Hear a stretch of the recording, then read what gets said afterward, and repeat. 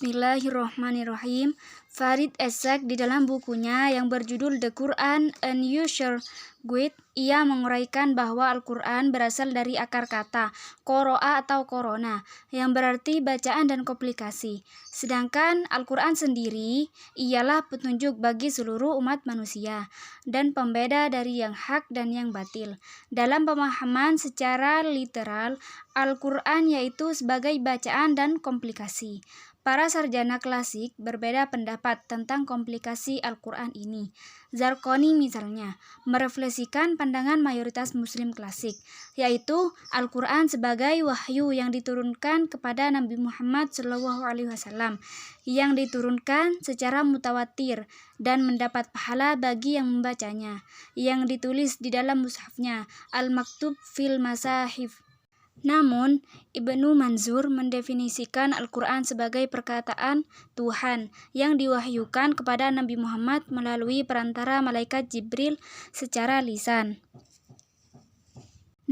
Farid Essek mengkritik pengertian tersebut karena Al-Quran dianggap sebagai bacaan semata.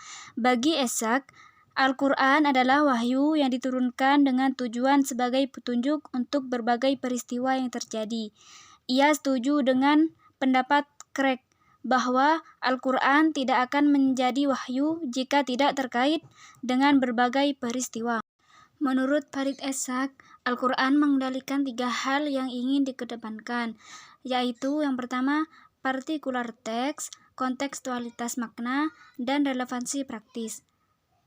Pemahaman tentang relevansi teks ini yang memunculkan suatu cara pandang baru yang disebut oleh Farid Essek, yaitu progressive revelation, yaitu terdapat hubungan antara teks dan konteks dalam proses perwahyuan, yang juga disebut tadrij.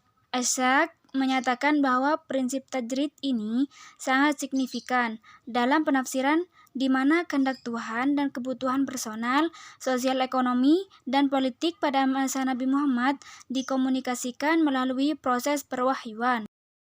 Al-Quran sendiri telah menjelaskan argumentasi mengenai hal ini secara eksplisit atau secara gamblang. Yang pertama, Al-Quran hadir sebagai petunjuk secara gradual hari demi hari. Yang kedua, Islam terbentang di tengah-tengah perjuangan, dan Nabi Muhammad membutuhkan dukungan terus-menerus di dalam perjumpaannya dengan wahyu. Karena itu, menurut Essek, hermeneutika liberatif sangat penting dalam pemahaman ayat-ayat Al-Quran. Hermeneutika liberatif Farid Essek diawali dari beberapa prinsip dasar.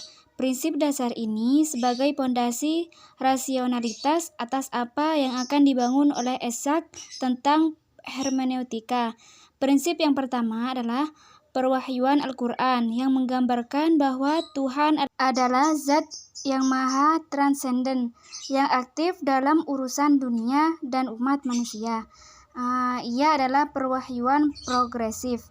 Yang kedua, ayat-ayat Al-Quran dikategorikan dalam 2 istilah yang disebut dengan ayat Makkiyah dan ayat Madaniyah.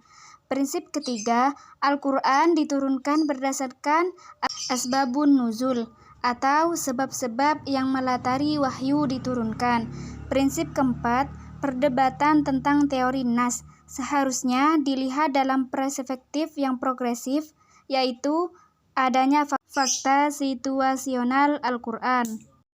Sebagai pewahyuan progresif, Al-Quran adalah teks yang di dalam dirinya adalah terbuka dengan berbagai kemungkinan pemahaman. Karena itu, Essek melihat 3 unsur intrinsik dalam proses memahami teks. Yang pertama, penafsir hendaknya masuk dalam alam pikiran yang dikehendaki Tuhan. Cara ini diambil dari gaya mistik Islam. Dalam dunia mistik terdapat kolaborasi mendapatkan pengetahuan, yaitu metodologi kesalehan yang digabungkan dengan ilmu pengetahuan untuk melahirkan makna. Yang kedua, penafsir adalah manusia yang memikul banyak beban. Beban itu adalah pra-pemahaman yang telah dipikulnya, serta angan-angan masa depan yang diharapkan. Yang ketiga, Penafsiran tidak bisa dilepaskan dari bahasa, sejarah, dan tradisi.